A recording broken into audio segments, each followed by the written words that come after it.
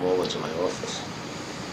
Today is June 29th, 1994, and this is Gerald Finkelstein, and I'm doing a Hastings Historical Society World War II Oral History Project, and I'm interviewing John Pardy of 30 Wilmouth Avenue, Ardsley, New York, 693-3743, and we're sitting in his home in Ardsley. Okay. Before we get on to material related to World War II, John, maybe tell me a little bit where you were born and where you were raised, things like that. Well, I was born in Yonkers, and we were there for about 3 years. We moved to Hastings, and we were there for a couple of years, then we moved to Dobbs Ferry. What year did I you come went to to Hastings? school in Dobbs Ferry. Yeah. When did you come to Hastings? I came to Hastings in 1937. I was living on Washington Avenue and also on South Warburton Avenue. And that's where I met my wife, who lived on Washington Avenue, Betty Storm. And I was there when I went into the service. Did you go to school in Dobbs Ferry? I went to school in Dobbs Ferry, yes. And I didn't go, I went to school in Dobbs Ferry, but later on I moved from Dobbs Ferry to Hastings. What year did you move to Hastings, back to Hastings? 1937. Oh, you moved back to Hastings in Yeah. 37? 37, yes. So, when you had finished high school in Dobbs Ferry? Dobbs Ferry, And yes. then, where'd you move to Hastings? Where'd you move Well, to Hastings? I moved to Hastings. I lived with my two sisters several places. First, we lived down on Washington Avenue. We had an apartment in Mr. Vendetti's home on Washington Avenue. That's the name I was thinking of. Right opposite Draper Park. And then we moved on South Warburton Avenue. Then my sisters got married and I went on my own. I had a furnished room at Lou Limekiller's home on Vallard Avenue for a while. And then I moved to a furnished apartment on Washington Avenue. When was that? When was that? That was about 1940. And I was working down in Habershore. I was previously to that, I worked 2 years in Anaconda Wire and Cable Company. Then they laid a big layoff there, and we went down. Then I went down to Habershore in Yonkers, and that's where I heard of the bombing of Pearl Harbor. I was working that day, and I heard the newspaper. I read the newspaper about Pearl Harbor being bombed. Before that time, had you any indication that things were going to heat up and you were going to go, there was a possibility you might be going to serve, we might be going to war? Did you have that feeling or not? Oh yes. As soon as I heard of that, I always was fond of the Marine Corps. And I had made up my mind then and there, if I ever have to go into service, I'll go in the Marine Corps. In fact, I got married in 1941, and I was working in Habershore until 1943, and then I was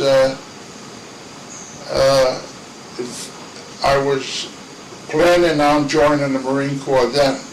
I had a chance to be deferred from going into the service on account of the work I was doing in Habershore. It was defensive wiring and stuff like that. So then I finally... Did you take the deferment or you... No, I didn't. No, I refused the deferment. And of course, I had all intentions to join the Marine Corps. So, in February 16th, 1943, I went down to New York and I joined the Marine Corps. You enlisted? Because I had a feeling I was going to get drafted. And I didn't want to go at that time. This was in about 42. So, my wife was even pregnant when I joined up. And I tried to get after I joined the Marine Corps, I tried to get a deferment for another month because we were expecting our first child. So, everything was all filed up there, but I wanted to go in the Marine Corps so bad that I had an operation on my nose just so I could be physically fit. I got used to boxing the Golden Gloves, and I had one nostril blocked. I couldn't breathe very good. So I had an operation to clear one of my nostrils so I could breathe properly. Where was that done? That was done by Angelo Smith on Park Avenue in Yonkers. He was an old-time eyes, ears, nose, and throat specialist. I had it done in his office, but I spent one night in St. John's Hospital to recuperate. Was this before you went down to enlist? Before I went down to enlist, yes. I was really prepared. I would have been very disappointed if I wasn't accepted in the Marine Corps. So I went down. In fact, when I went down to the Marine Corps in New York, the medical doctor took quite a while looking up my nose, and he says humming and things like that. He was looking, and here I am, I got my fingers crossed. So I says, he's okay, he says, okay. I says, you're not going to turn me down, doctor, are you? He says, no. He says, but you recently had a nose job, did you? I says, yes, I couldn't breathe in one nostril, so I didn't want to be disqualified when I came down here. So he says, whoever did it did a wonderful job. He said, by the way, who was it? And I told him it was Dr. He said, give him my regards to him. He knew him. Yeah. He was well known in Yonkers. Why'd you have these strong feelings about the Marines? Was it somebody you knew had been there? What was the reason? Well, I always liked the Marine Corps. And I knew they were strict, and I knew that they would properly train me for combat. Yeah. And it all come out true. Sure. How did you feel about the war before you got in? Well, I didn't know too much about it. I never had heard of Pearl Harbor until the day that they bombed Pearl Harbor. I never knew where it was or anything. And but I just wanted to defend my country. Yeah. When you enlisted, how long was it before, or was there any interval of time before you actually went in? Was it boot camp you went into? Oh yes. How long? It wasn't very long because as soon as I was sworn in, I was to report the next day to go to Parris Island boot camp, which I did. But when I arrived the next day, there was a lot of rumors going around that Parris Island was quarantined. For what? There was some epidemic. You don't remember some sickness. I don't know. I really don't know what it was. So anyway, they told us to go home and come back the next morning, and we were going to head for San Diego recruit base in California. And that's what we did. Had your wife delivered by this time? No. My wife was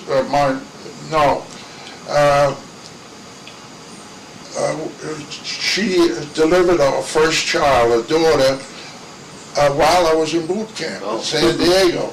I received a telegram from my sister, and she to let me know that I'm a new father. How'd she feel about you being in the Marines? Who? Your wife? Well, she was hoping I'd wait a while, but once I went down to New York to sign up, they needed me right away. They wanted me right away. I had no way of getting out. Did you do this by yourself, or did you have some other friends that did the same thing at the same time pretty much? No, I went down, but I met a lot of friends down there, a lot of fellows from Hastings. You mean at the recruitment place. Recruitment, yeah. In fact, I was in the same boot camp with Sam Frankovich and Frank Borowski. I can never pronounce that name. And we were in boot camp together, along with fellows from Dobbs Ferry, and mostly in the eastern part of the United States. Did you get an opportunity to see them much when you were in boot camp? Oh yes, we were in the same platoon together. Oh. We were in the same platoon together, and we shipped out together. Oh. But when we were assigned to different outfits. What was boot camp like? Oh, it was very, very tough. It was very tough. We had a very strict Marine drill instructor. He was very, very strict. And, but I got along pretty good with him. I was one of 5 men that was over 18. How old were you when you went in? I was 26. And after boot camp, all the fellows that were 21 or over was given an opportunity to go to officers candidate school. And we were all asked if we would like to go to Quantico, because we were pretty good. They thought we were qualified to become officers. But the whole 5 of us got together, we chatted, and we decided not to go. So we were assigned different outfits. When you left your job, you had to quit your job in order to enlist, correct? Oh, yes, yes. Did you have any assurances from them that when the war was over, you would be able to return to the job? Yes, they were. Yes, we were. In fact, I met the personnel manager.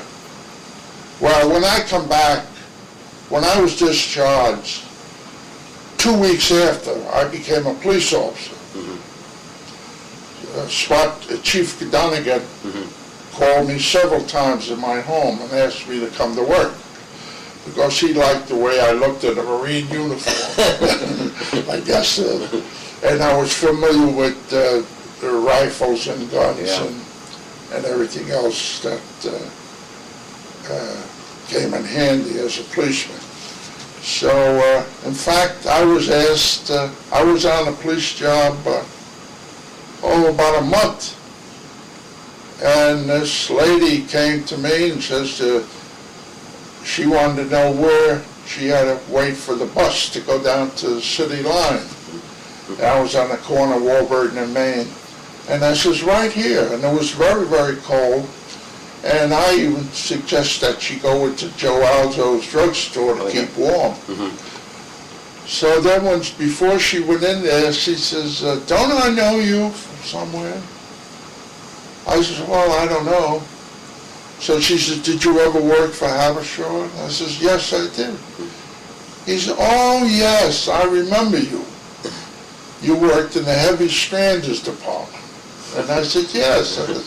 And I remember that she was the personnel officer's secretary. So I told her I just got out of the Marine Corps. She said, oh, you know, we could have deferred you.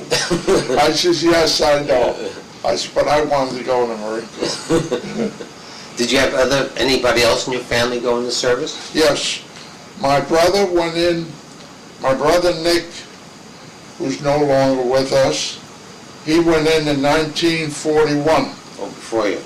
Before me, he was in the Coast Artillery in Europe. I don't know too much about it. I know he was in from 41 to 46. And my other brother, Brother Alfred, he had joined the Marine Corps right after I did. Yeah. And my brother-in-law was in the Army Air Force. Did you ever get to see either of your brothers during the war? Yes, well, I didn't get to see Nick until after he came home in 46. And but my other brother and brother-in-law, my brother was stationed in Samoa. No, I forget. Down. They'll probably come back to you later on. And my other brother was stationed in the 7th Army Air Force. And they happened to be in the Hawaiian Islands when I was hospitalized from wounds I received in combat. And I knew they were there, and I asked one of the ladies that were working for the Red Cross if she could locate them, and which she did. And a couple of days later, they came to visit me in the hospital. Oh, yeah. And that was the first time I'd seen them in a long time. What year was that? That was in 1944. 44. About a year after you'd been in service. Yes. Yeah. So, when you were, after you left boot camp in San Diego, did you, were you given an assignment there, or did you go home first? Or? No, I didn't. I became an instructor in a school 45 miles outside of San Diego at Pine Valley, California, and I was assigned the motor transport unit. And it was a school where they trained men for different things, telephone men, cooking, motor transport drivers, mechanics, radio men, and different schools. What did you instruct in? I was instructing motor transport. We used to go on maneuvers at night, and we used to float jeeps in the top across the lake, and we used to set up cables in the canyons out there and brought marine trucks across on a cable. Different things like that.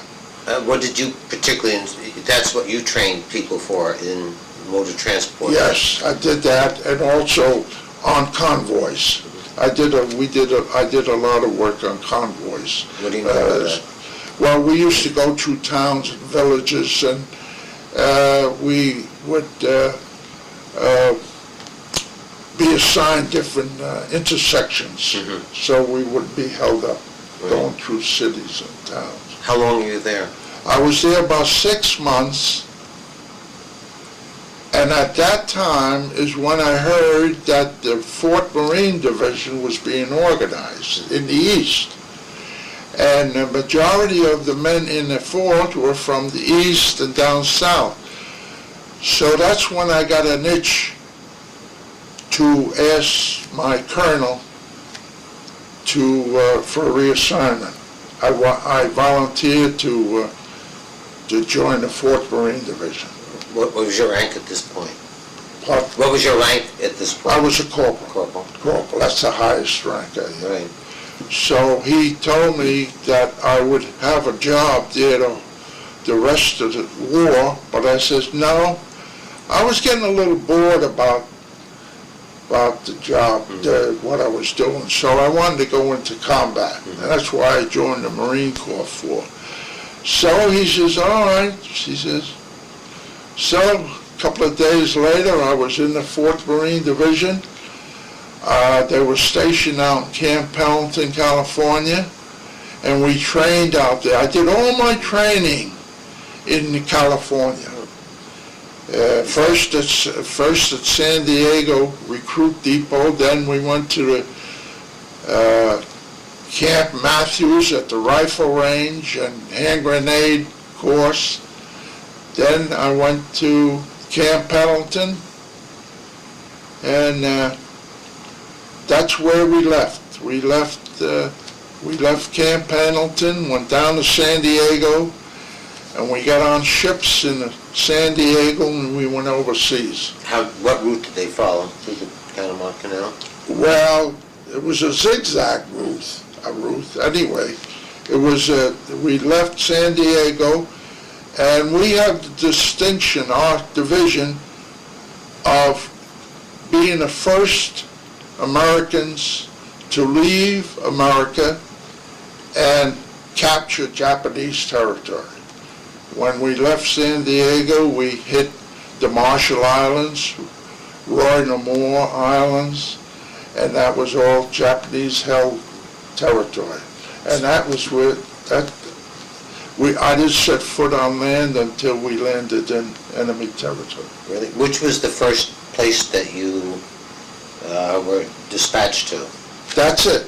That's those it. Islands? The Marshall Islands. And you, hand-to-hand combat? Yes, hand-to-hand combat, and we captured it in about 3 days.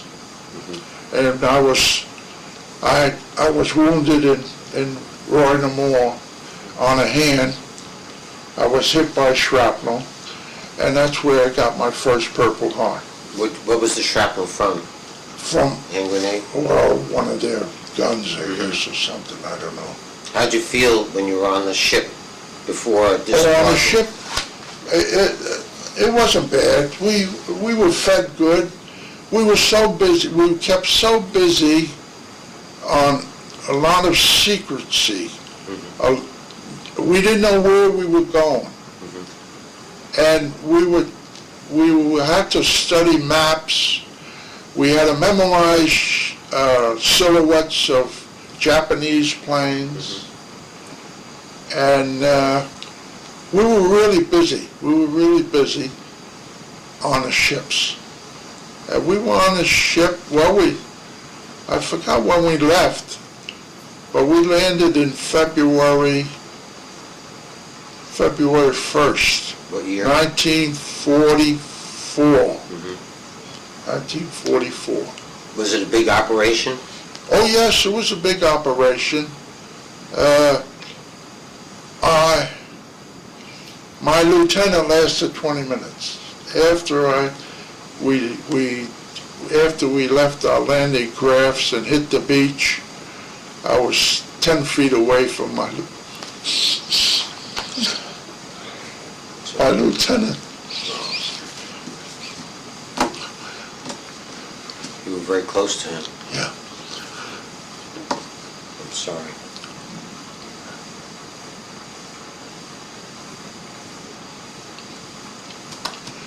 So.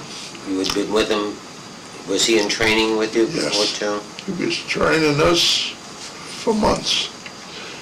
He was a very intelligent officer. Graduated Princeton. He come from Pennsylvania. He was a second lieutenant, and I had to go through his valuables. Oh, that must be terrible. Were you in the first wave that hit the Marshall Islands? Yes. I was in an outfit they call the 1st JASCO. That means First Joint Assault Signal Company. I was an infantryman assigned to radio operators, telephone operators. We controlled naval gunfire and fire from the planes, mm-hmm. once we hit the beach. Right. at the operators of the radio and everything. I had nothing to do with that. I just had to protect them. How long did it take before you secured the island? 3 days. 3 days. Three days. And then what'd you do? Then we went back to Maui.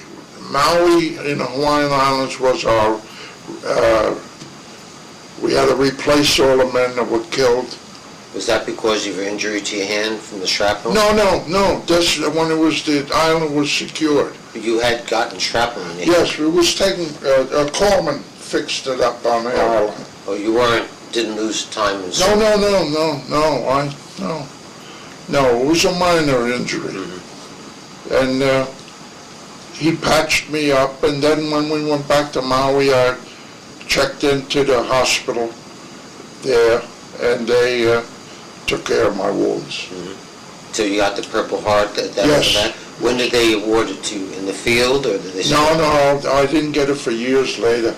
Years later. Did your family know about this when it was happening? No, I didn't tell them.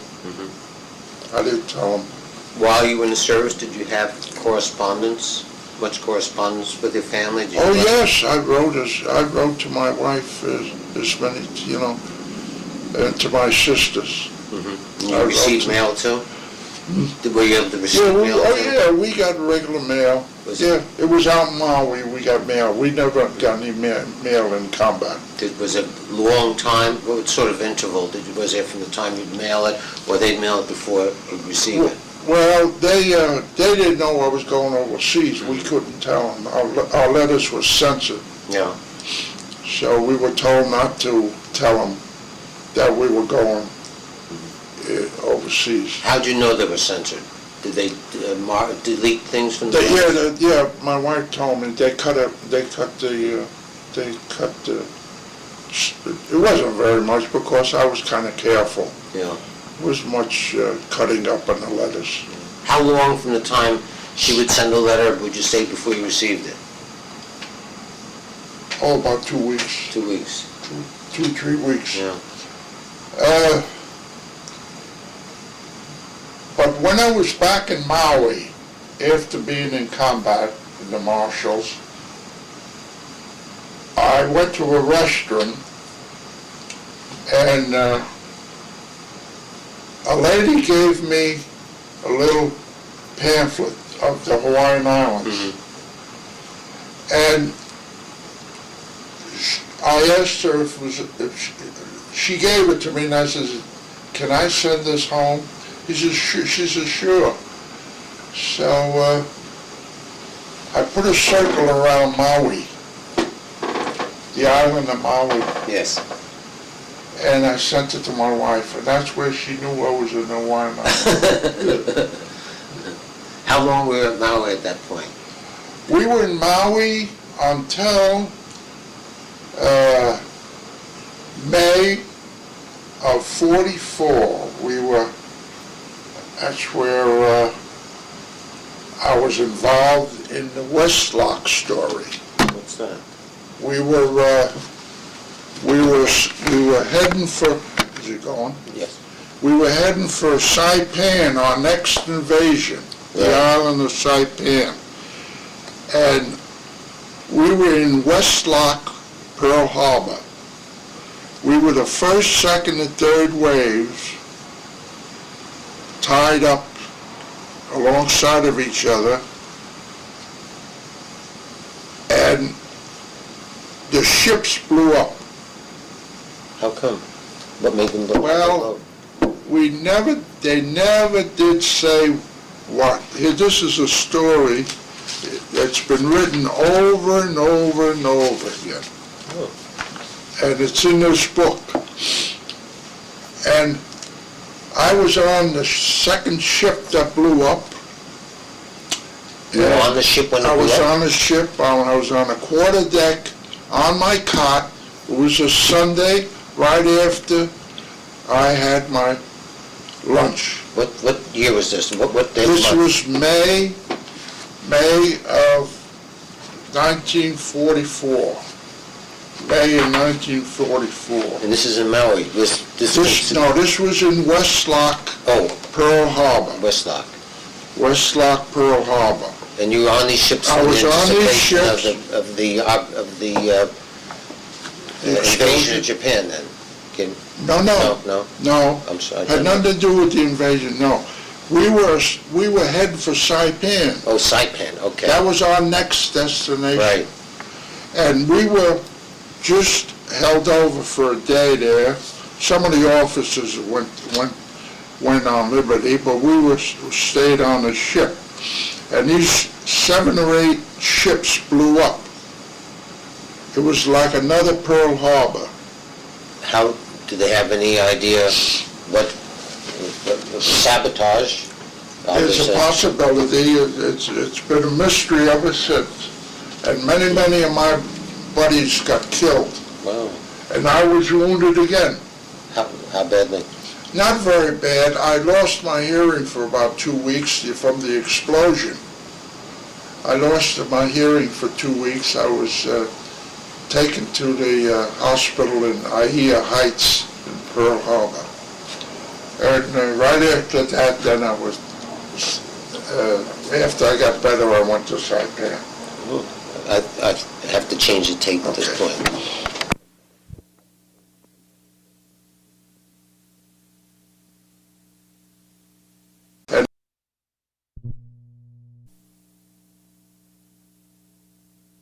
World War II history. Go ahead. I'm sorry. So after the explosion, could you repeat to me what you said about your injuries? Well, after the explosion, first I was on my cot on a quarterdeck of my ship. The first explosion was the ship next to, tied up to our ship. I was thrown from one side of the ship to the other. And then our ship blew up.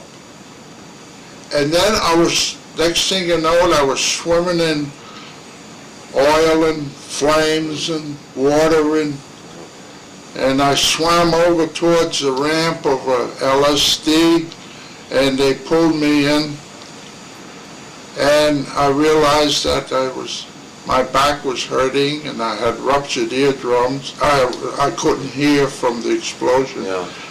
So they put me in was it Guernsey's basket? Mm-hmm. And they lifted me up from on the ship, and they brought me over to land and into an ambulance. Mm-hmm. And that's where I went up to the hospital. Which hospital? Where was it? Aiea Heights Hospital in Pearl Harbor. Mm-hmm. How long were you there? I was there about a month. Mm-hmm. Did your family know that you were injured by this time? No. No, I kept that alive from, yeah. So you were getting mail all the time? I was getting mail in Maui, yes, yeah. What happened after hospitalization there? Well, then I went to Saipan, and then I got wounded again. Wow. And that was the end of my combat. I was taken back to the hospital. Which hospital now? Back to Aiea Hospital. And that was the end. Then I was taken to Bremerton Navy Hospital. Where is that? In Washington. State? Bremerton. Washington State? Washington State, yeah. How long were you there? I was there about a month or so. Then I was given a convalescent leave, and I was sent to St. Albans Hospital in Long Island. I've been there. And it's a naval hospital. Naval Hospital, yeah. And from there, I was getting I got my discharge. When was that? In February of 1945. Just before the war ended? Yeah, before the war ended. You went... And I was given a discharge, and I was sent home. Had you before you got home, had your family realized that you had been wounded? So they- Oh, yes, I called them, I called them from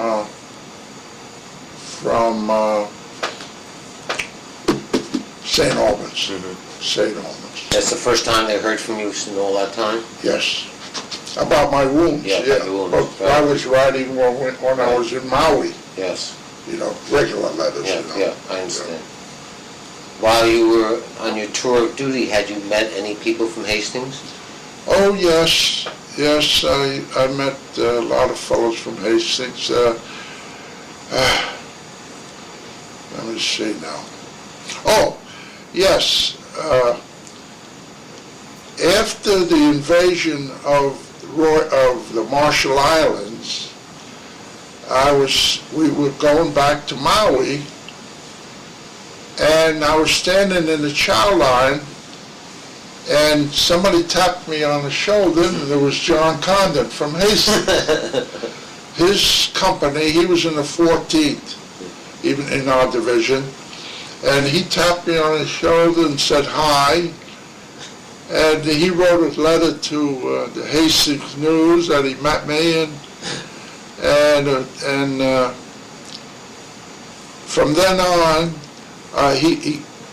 through him, I had special privileges on the ship as far as the chow line is concerned. I was eating with him in the galley and every meal and everything. And I hated to get off the ship because then we went to Maui. Then we went for reassignment. Yeah, John, I still keep in touch with John. He's my secretary. I'm president of my chapter 22, the New York Tri-County Chapter 22 of the 4th Marine Division. Oh. And we see each other every month. Did you get any newspapers from Hastings while you were in the service? Oh, yes, yeah. Was it sent you directly? Yes, I got news letters from the Hastings News, Bert Bliss, I believe was the thing, and the Herald Statesman in Yonkers. My wife sent me a picture. I don't know if many people know this, but my wife sent me a picture of the Palisades with an outline of a picture like Hitler. Yes. You remember that? Absolutely. You could see it from the train station. Yeah. From the railroad train going to Yonkers. Yeah. And I saved that, and that went down with the ship when it blew up. I lost. I had 2 beautiful swords that I took away from a Japanese Marine, Imperial Marine, that the handles were loaded with jewels, and a rifle and a pistol, and that went down with the ship, along with my first picture of my daughter. I carried her picture in the inside of my helmet at all times, and that was the only picture I had at that time. Did you when you left the service, had you been able to get any other souvenirs that you brought back with you? No. No. But did you have furloughs in the Marines? They call them furloughs. Furloughs, yeah. Did you have furloughs when you were in the Marines very much? yeah, when I was in San Diego, after boot camp, and when I was instructor. Where would you go on the furloughs? We would go to San Diego, La Jolla. To the USOs or? USOs, yes. I used to go to USO many times in Oceanside, California. I spent Christmas there. And Buddy Rich was playing the drums. Yeah. And he was in the Marine Corps. Getting back to my boot camp, I met a lot of movie stars in boot camp. Tyrone Powell, the actor, was a drill instructor in our company. he bunked with our drill instructors. How'd you feel about mixing with movie stars? Well, there were quite a few of them. Ken Ford he was going through boot camp right after me, the movie star Glenn Ford. Did they get special attention? Tyrone Powell did, at the rifle range. But he deserved it for the simple reason that all the range officers tried to help him too much. And a lot of people don't know this, but when he first fired at the range, he was disqualified. He didn't didn't shoot good enough. But he was given a second chance. Without the help of the range officers, then he qualified. He eventually went in the Air Force and became an officer. Yeah. But we were told by our drill instructors not to bother him. Yeah. We just said hello and that's all. Good job. Yeah. I see Ginger Rogers too. Ginger Rogers almost got arrested in San Diego at the gate. She come down to pick up her husband. She had a husband that was in the Marine Corps, a Lieutenant Price. And she didn't have a pass to come into the gate. And the MPs, she was giving the MPs a tough time. So finally they settled everything. Yeah. And he came out to the gate. Did you keep any of your letters that you got during the service, when you were servicing? No. Did your wife keep any of the? No. Yeah, so do you have any other mementos from your days in the? No, the only thing is I have is my medals. I have my medals inside, if you'd like to see them. Oh, I would, yes. Yeah. And I've got a few souvenirs. Yeah, I have got some Japanese money. I got pictures. I got a little cap, a little combination brush and shoehorn. But I lost a lot when the ship went down. Yeah. This was after that. What decorations did you get beside the Purple Heart? Well, I have the American Theater Wall. I got this conspicuous cross of the state. I got the Purple Heart. I got the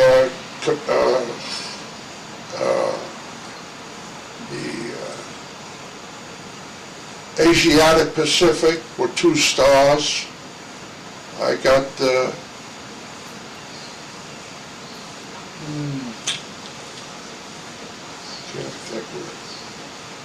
Well, if you think of it, it's a group award. Theater award. Yeah, that's it. Well, we can come back to that. Yeah. When did you receive the awards? After the war? Yes. Yes. Was there a presentation of any sort? I believe so. It was in the hospitals. Yeah, in the hospital that I was in.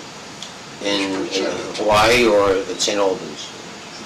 It's St. Albans. St. Albans. Yeah. Did your family come out? No, my wife was too busy with my daughter. She had a rough time with my daughter. I didn't get to see my daughter until she was 2 years old. Oh, that must have been difficult. Yeah, it was. Yeah. I was curious, going way back, did you know before you went in the service whether there were any conscientious objectors in Hastings, that sort of thing? No. Or people that were sympathetic with the Germany or Japan? Do you remember any rumors of anything like that? Well, I heard an awful lot about several people in Hastings after I was on the police department. This is after you got out of the service? After I got out of service. Of course, the war was still going on. And it was, I had a personal experience too, because my youngest sister married a man in Brooklyn. He was of German descent. And it was very difficult for him to get a job. Yes. Because he had a German name. And I also heard that about several people in Hastings that had German names. And the funny part about it, I didn't hear of anybody about Italian names, mostly German. There were several prominent men in Hastings that had German names, and I heard rumors that the Secret Service was watching them. Did that make you feel badly? Uncomfortable? Well, yes, it did make me feel uncomfortable, not because they were suspected of being spies, but because I knew them personally. Yes. And I couldn't believe it. No. And I think it was a very disadvantage for them, because a few of them were very patriotic. Yes. And there was never any problem. No. Never any problem with them. Because I think the police department had a list on us, files, and I didn't know about it until I became a police officer, that they were watching certain people in Hastings. Okay, let's go back a little bit. You got out of the service, you were discharged from St. Albans, and you came home, you were discharged. What'd you do when you came home? I came home and I was enjoying my daughter, and I was planning on looking for a job. Was there any celebration when you came home? Oh, there was no celebration, because I was discharged from the Brooklyn Navy Yard, and I hopped on a train. I came to Hastings. I got off the train in Hastings. I was looking for a cab. There wasn't a cab in the place, so I had to walk from the railroad station with my sea bag all the way up to Washington Avenue. I'll stop this for a minute. Could you tell me that again, about the islands? Every time we were assigned to invade an island, we always we landed in the area where they least expected us. It's just the opposite of Normandy, like. Mm-hmm. In other words, this bunch of islands was like a V going to the main islands that we captured. And we had different companies in the 4th Division going from island to island and capturing those little islands until we were ready to invade the Marshall Islands. And they were defending that island on the north side of where we landed. So you had good intelligence? Yeah, very good intelligence, very good. We learned from Guadalcanal, we learned from Tarawa. Tarawa was a very bad planned invasion. The 1st Division was down there, 1st Marine Division. And we learned from, they were in 42, we were learning this in 43 and 44. Right. Yeah. And then we would go, after the Marshall Islands, we headed for Saipan. After Saipan, Tinian. And after Tinian was Iwo Jima, the island of Iwo Jima, which was about 80, 90 miles from Tokyo, Japan. That was our next assignment. The bomb. But the bomb ended the war. I was going to ask you some things. Were any of your friends or family members killed during the war? Yes. 3 boys from Dobbs Ferry were killed in my office. Louis Mastriana, his mother and father owned Jimmy's Restaurant. Oh, yes. Judge McCormick was the judge at Dobbs Ferry. Jimmy McCormick was killed. And Louis Bonadies from Dobbs Ferry was killed. Mm-hmm. And Louis Bonadies was in the longest. Louis Bonadies was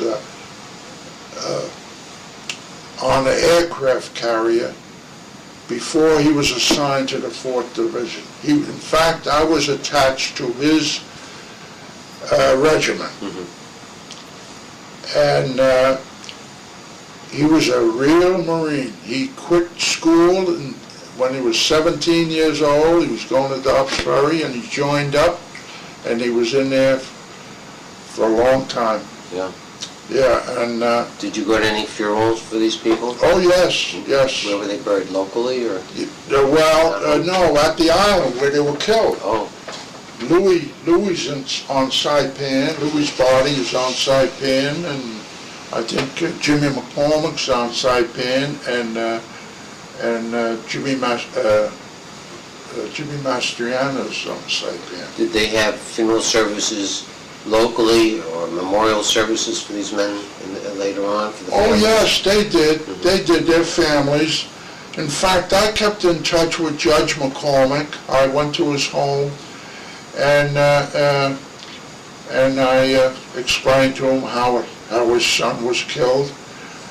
And I spoke with the Bonadise family. They planned on, this was quite a few years ago, they planned on going to visit his grave on the islands. Yes. And they even asked how I felt about them bringing his body home. I says, well, that's up to you. Yeah. I says, but if it was my son or my brother, I would leave him where it is. Yeah. Because it's a beautiful cemetery. It's guarded 24 hours a day and night. And why disturb him? Is that what they did? And I think they did, yes. I think they did. They took my advice. Yeah. Did you ever keep any written account of your war experiences, or do you have any? Did you have any diary or notebook that you kept during the war? No, I didn't have no time for that. No. Yeah. But you started telling me, we got sidetracked by the phone call, that you came home and you had to walk up the hill, you couldn't get a cab. Yeah, I was at the Hastings station, and I had my sea bag and all the clothes in my sea bag, and my discharge papers, and I walked up the street right through town, and I met people that I knew, waved, but I was anxious to get up I walked right up to the top of Washington Avenue. How'd you feel when you first came back to Hastings? How long had you been away altogether? Well, 2 years. 2 years. And how'd you feel when you just got home, got off the train? Well, it was I was happy. I was very contented, and I was glad to get home, really. I was glad to get home. And I never forgot that, because in 1946, I was a police officer. And I was working the 12 midnight to 8 shift. And I received a call from my sister-in-law, Irene, that Nick was going to arrive on a train, about the last train into Hastings, about 1 o'clock, 1:30, a northbound train. So I was working in a police car, and I met him at the railroad station.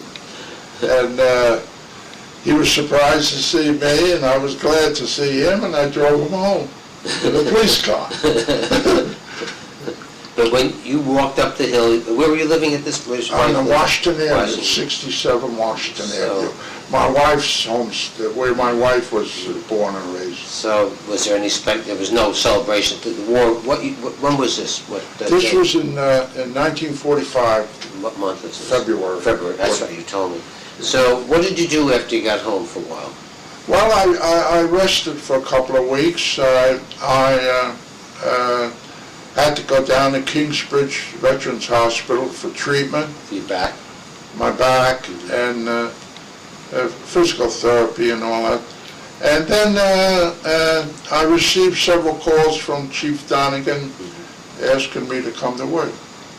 So 2 weeks after I took off my Marine uniform, I was in a policeman. That's it.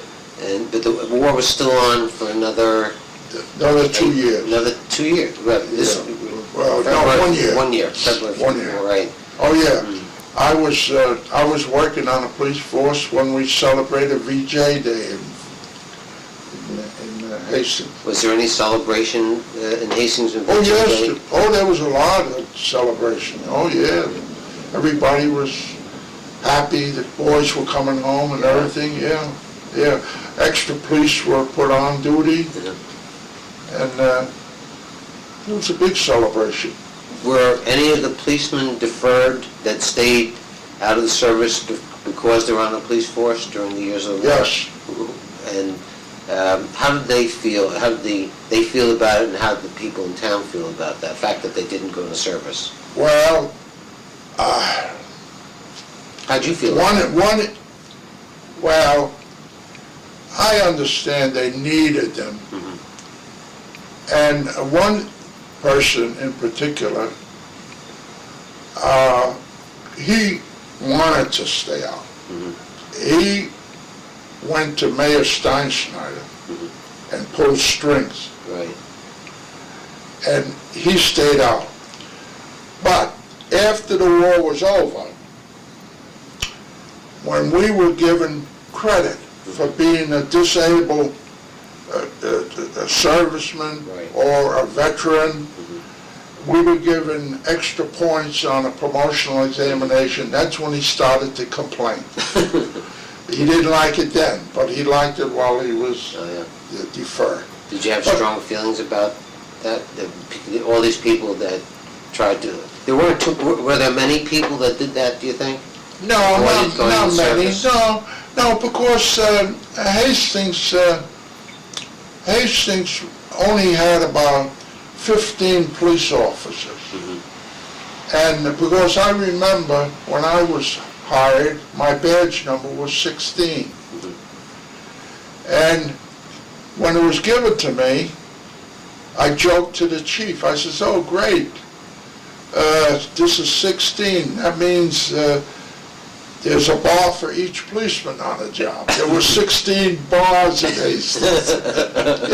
Sure. Yeah. But there were policemen that volunteered in the Army while they were policemen. There was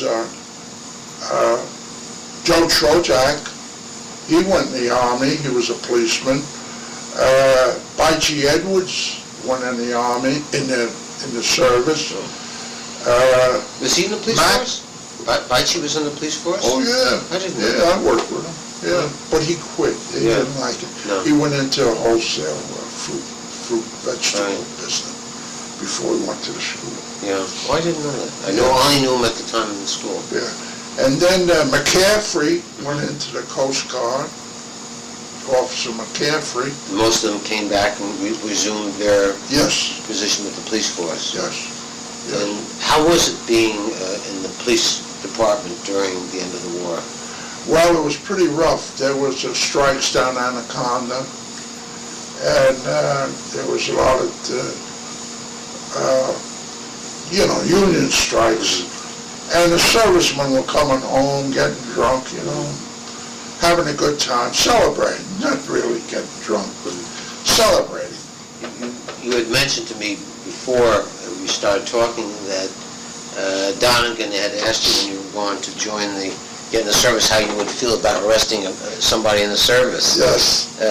Yeah, I said, well, I don't think I'd like it very much, but it turned out that the first man I arrested for disorderly conduct was a man from Ardsley. He was in the Navy. He was with his buddies and everything, celebrating. This was after midnight. They had a few too many. I was forced to arrest him. The owner of the diner complained. I was wondering, during the, let's see. So you didn't participate in the 5220 then? You just went right on to work? No. I wasn't even aware of that until later on. Did your wife and family follow your exploits in the war, or they didn't have enough information to know where you were to? No, they didn't know, because it happened so fast, you know. We invaded, our division participated in 4 invasions in the South Pacific inside of 2 years.